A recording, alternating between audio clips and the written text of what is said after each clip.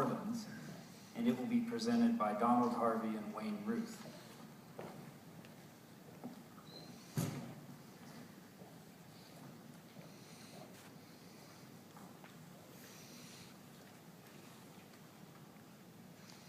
Thank you, Mr. Chairman. My name is Donald Harvey.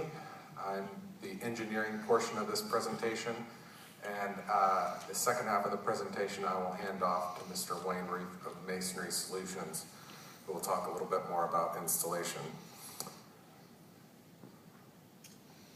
Some of you may recall a major storm in the United States of America in August of 2005 named Hurricane Katrina.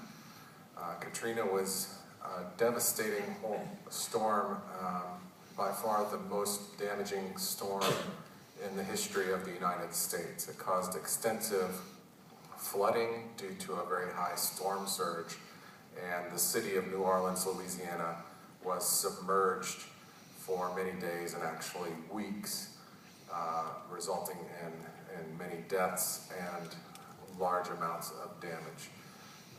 One of the consequences of Hurricane Katrina was that the local authorities recognized some of the weaknesses in the existing system for pumping stormwater out of the New Orleans area. This is an image of a satellite image from NASA showing Hurricane Katrina. New Orleans is located right near the mouth of the Mississippi River. This is a diagram that the United States Army Corps of Engineers produced showing the topography of the city of New Orleans. And as you can see, Mississippi River is on one side of the city and Lake Pontchartrain is on the other side of the city. And between the two, the city itself is shaped like a bowl, which is certainly a less than ideal geometry if you're trying to remove water from that city. This is an image, one of many overhead images showing just the extent of flooding. There are many square kilometers that were completely submerged. My family actually had about 6 meters of standing water at their homes. My uncle exited from his second floor window onto a boat in order to evacuate his home. So the flooding was very real and very catastrophic.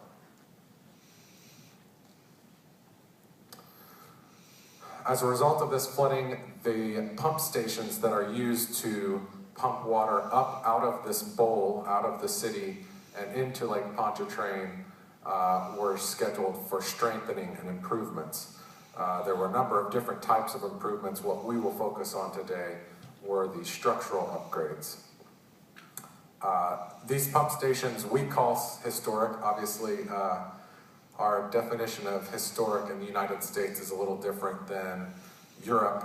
These were constructed a little more than 100 years ago, so brand new for European, but historic for us.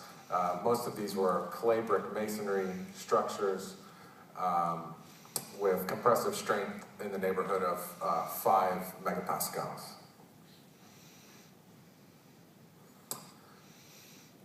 The U.S. Army Corps of Engineers set the retrofit requirements, the design requirements for the repairs quite high. They wanted to ensure as much as possible that something like this would never happen again. Therefore, the design requirements included very high wind loads, approximately 250 kilometer per hour wind design loads. They increased the importance factor, so they applied a multiplier to these loads, as well as at least 5 foot of flood loading, flood loading, so direct water loading on the walls. The result of these design requirements was extremely high out-of-plane loads on the unreinforced masonry walls. Therefore, significant strengthening was necessary to bring these unreinforced masonry walls into compliance.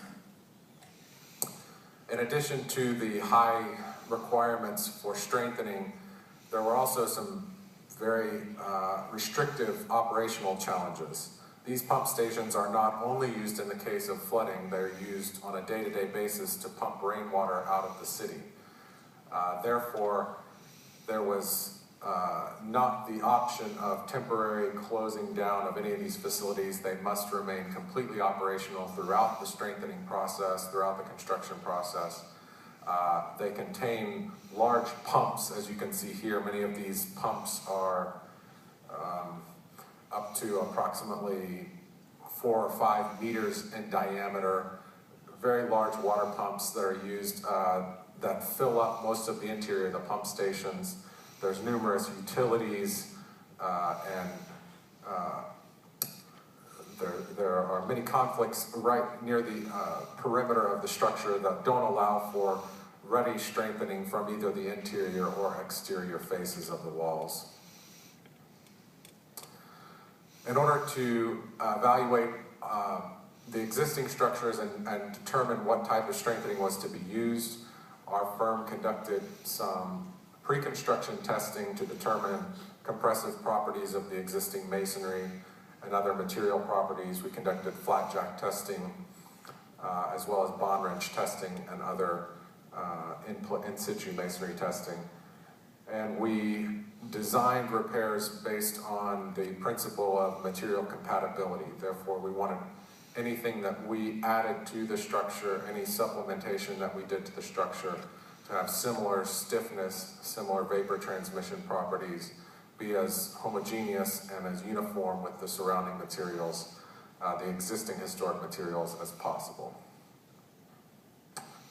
There's an image of flat jack testing done to determine existing properties. And I will hand off now to Mr. Wayne Ruth. Thank you, Donald. So basically there were 5 components to the system. We installed heliarcal ties with it between the lines of the wall in order to do 2 things actually, to combat the hydrostatic pressure of the injection that we were about to do, and also to restore the ties.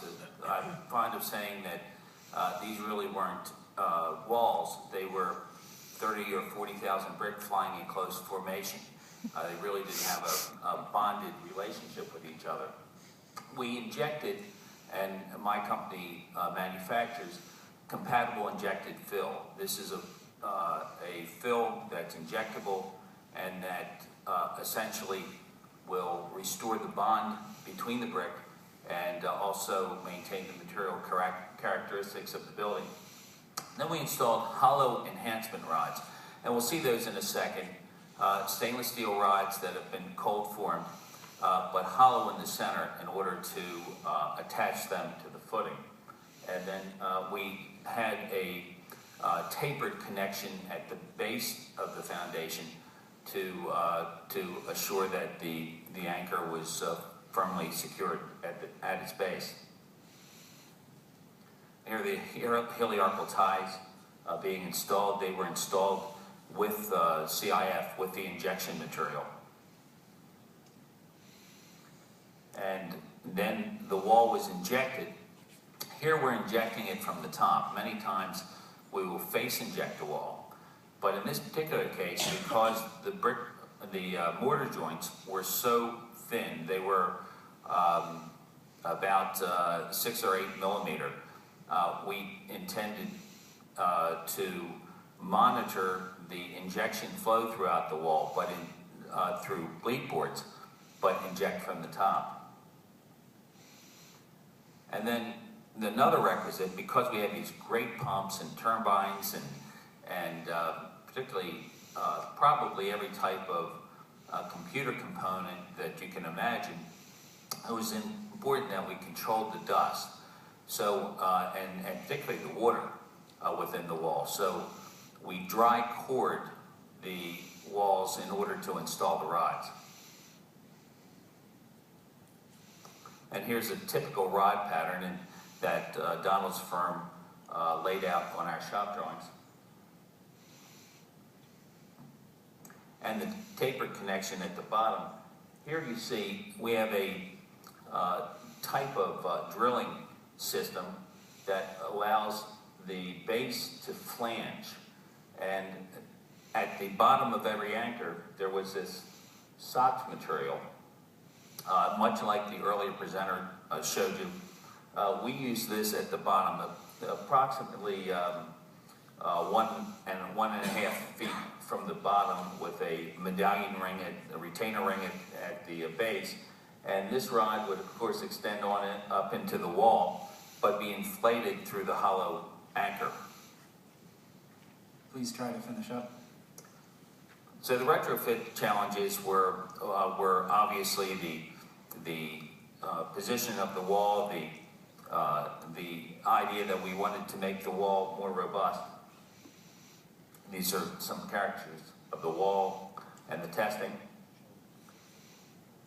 and the consistency of the grout and the final non-destructive evaluation to assure that we've done what we set out to do. Thank you very much.